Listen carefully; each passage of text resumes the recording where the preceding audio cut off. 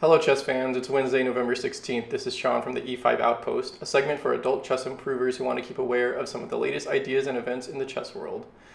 Today we've got a couple stories. First up, the Meltwater Champions Chess Tour Finals continues. We'll take a look at how players have been faring, and we'll take a quick look at one of the games played yesterday. After that, Tata Steel Chess announced their next challenger at the Challengers event in Vaikenze, Amin Tabatabaei, the number 2 Iranian chess player, one of the favorites to win the Challengers event. We'll go ahead and take a look at one of his games later as well. First up, we'll take a look at the Meltwater Tour Finals. You'll see on your screen the standings as of yesterday. Magnus Carlsen and Jan Krzysztof Duda continue to lead the field. Anish Giri and Liem are now tied for 3rd. Mamedyarov is now 5th. We'll go ahead and take a look at one of the games from yesterday. This was the game Liem versus Wesley. We'll start with the endgame actually. So during the middle game, Liem had won this extra pawn, now an outside passed pawn, and we're going to see how he tries to convert this advantage into a victory. Black began by playing king f8. The king is obviously a slow piece. In the endgame, you need your king to play key defensive and attacking roles, so it often benefits you to activate your king as quickly as possible. b5, rook b8. Black does not want this pawn to advance any further. It's often easier to deal with a passed pawn if it's not so far up the board. This effectively freezes the pawn in place. White will not be able to afford a move like rook a6 to try to cover this square and continue to advance the pawn because black already has 2 attacking pieces on it. So white is forced to play bishop f1 in this position. King e7, f4. So obviously white wants to defend this pawn here, but also white wants to clear a path for his king to enter the position. Now king f2 is available. King d8, king f2, right, so the king's marched in. White had this move rook a6 check now. Obviously the king can't capture this pawn, the king has to move, so the king moves to c5. And in this position, surprisingly, this pawn is immune. None of black's pieces particularly want to capture the pawn. Obviously the king can't because it's defended. The rook doesn't want to because then you're just losing the exchange. And the bishop doesn't want to because then you're dropping this f7 pawn, and probably these pawns are going to fall at some point in the future. This pawn is also weak. So surprisingly, this pawn is immune in this position. h5, Wesley already had this weakness to deal with, and this weakness to deal with. He didn't also want to deal with something else happening on the king side, so they clarified the pawn structure on the king side. Bishop d3. And so now we'll see in this position that this is sort of the best that white was able to do here. And we'll see that Wesley is sort of able to hold actually. Right, so they shuffled the pieces around a little bit. Liem was able to improve his king slightly, but you can see there's sort of no clear plan for how white can progress. So because of this, Liem decided to transform the position by playing g4. Often, in these types of positions, if your opponent has demonstrated sort of that they have good enough defensive technique that they can hold the position, it makes sense to transform the position and test them in a different type of endgame and see if they can hold that as well, right? So after this series of exchanges, right, obviously the material balance is still the same. However, the details of the position are completely different. This is not a rooks and bishops endgame anymore. This is now a rooks endgame where the critical area seems to be like this side of the board, instead of whereas before it was sort of this area. And so we'll see how Wesley tries to defend this position. King c6, it's very important that this king not be cut off from being in front of these passed pawns.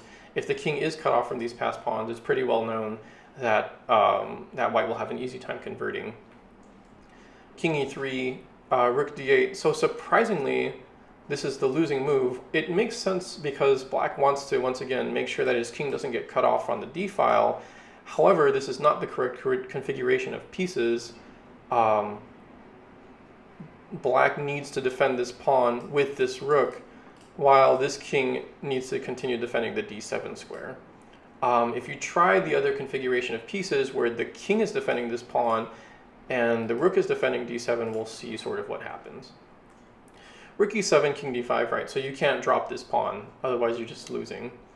and king f3. So here, surprisingly, black is in zugzwang. You can't move the king from the defense of this pawn or else you're losing it.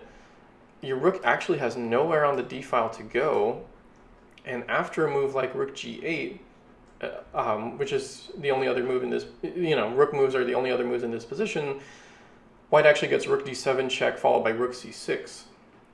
And now this king is cut off from the rest of this action. There's no path for this king to enter and be in front of these pawns anymore. And so the plan now is for white's king to enter the position either by marching on the king side or by coming up the center of the board and playing f5. So Wesley allowed white's king to enter on the king side. They traded these pawns. This pawn is not so important for white. White needs to queen this pawn, and this pawn was in the way, so white did not mind this exchange. Liem continued to cut off this king from the d-file. Rook c1 cutting off the king even farther. And now it was just a matter of pushing this pawn while making sure this king continued to protect the pawn. Wesley tried to give checks, obviously ran out of space, and in this position, this was already just a completely won Lucena position already. Wesley allowed Liem to go ahead and make a king, or to go ahead and make a queen, and then allowed checkmate on the board. So with this win, Liem convincingly won the match as well. 2.5 points to half a point. Yesterday's match brought him to a total of 4 points for the tour as a whole, where he's now tied with Anish Giri for third. We'll see how play continues for this tournament in the following days. Next, we'll go ahead and talk about next year's iteration of the Tata Steel Challengers. Amin Tabatabaei was just announced in a tweet a couple days ago, posted through Tata Steel's chess Twitter account. Tabatabaei is the number 2 Iranian player, considered one of the favorites to win the Challengers event. So we'll go ahead and take a look at one of his games to demonstrate his play in its best light. This was a Ragozin. White went ahead and accepted this isolated queen pawn here, maneuvered knights over to the king side. White doesn't really mind. So usually when you have the IQP, you want to keep as many pieces on the board as possible. You see that this dark squared bishop has been exchanged for this knight. White actually doesn't really mind this. Often in IQP positions, this dark squared bishop is just stuck here defending, while this knight often plays a key defensive role on the king side. So white doesn't mind this exchange. Also often a motif in IQP positions, the side with the IQP has open lines for the heavy pieces, which may become relevant later. Obviously, white wants to build up a quick kingside attack. White also sometimes has ideas of playing d5 in order to open the position up even more. Black wants to exchange as many pieces as possible and enter an endgame, because once you are in an endgame, this pawn becomes very, very weak, and so black would be at advantage here. So, right, and this is yet another feature of IQP positions, this e5 outpost. So white played knight e5 to take advantage of this outpost. The idea now is that at some point you might get pressure, you can get more pressure on these light squares, and that's exactly what white did. White played f4. Obviously the plan here is to prepare f5, revealing the weakness of this f7 pawn. Black defended against this by playing bishop e8 and allowing f5 to appear on the board actually. And now the correct defense in this position is queen b6, which holds on to this e6 square, right? So after queen b6 takes, still holding on to the f5 square, also holding on to e6. But this position already looks a little bit shaky, so maybe black decided that this actually wasn't very good for him. Instead, Aravindh went down this line and played e takes f5, thinking that this was sufficiently defended by this bishop on e8. However, this allowed white to play the strong knight takes f5.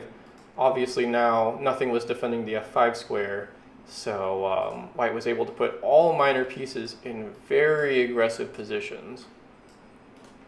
And then white took advantage of this by maneuvering the queen into the position. So already white is threatening moves like queen g3 with mate coming. Also, queen g3 might hurt because this pawn is pinned and you might see your h-pawn fall. So black tried to defend against these threats by playing bishop f8. Obviously this defends against the immediate threat of queen g3, queen g7. And maybe if you play queen g3 now, I'm playing king h7, and this is already defended. However, this still did not account for the following tactic: knight takes h6, and then after g takes h6, queen takes f6.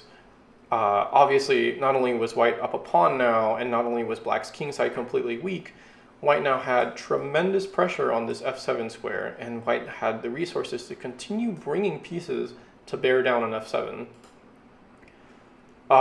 This was already very difficult for black to defend. Black played bishop g7 in an attempt to sort of plug up the holes on the dark squares here, but this allowed white to play bishop takes f7, continuing to break into the position, winning yet another pawn. So not only does white have an attack for the middle game, but even if the game transitions into an endgame, white's just up 2 pawns. Obviously, right, if you just capture king h8, this is just, not only is this position how are you defending your king is never going to get safe in this position, but even if you decide to exchange all the pieces, this endgame is just horrible. So instead, right, king h8 immediately, but this actually allowed Tabatabaei to unfurl his mating net, knight g6 check, king h7, knight f8, and this position black actually resigned. The problem is if you continue playing here, you play king h8, I'm actually going to go ahead and play queen g6, and I'm threatening mate on h7. If you capture my knight on f8, I'm actually going to go ahead and just play queen g8, because I'm also threatening mate there as well. So, right, an excellent attacking game by Tabatabaei, demonstrating sort of how to handle these IQP positions, demonstrating the attacking potential behind them, how to make use of the light square bishop, how to make use of the e5 outpost, and how to make use of f4, f5 pawn push.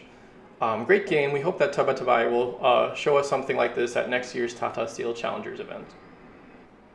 All right, that's your chess coverage for today. We'll be back with more news and analysis tomorrow. Until then, this is Sean from the e5 Outpost. See you later, Chess World.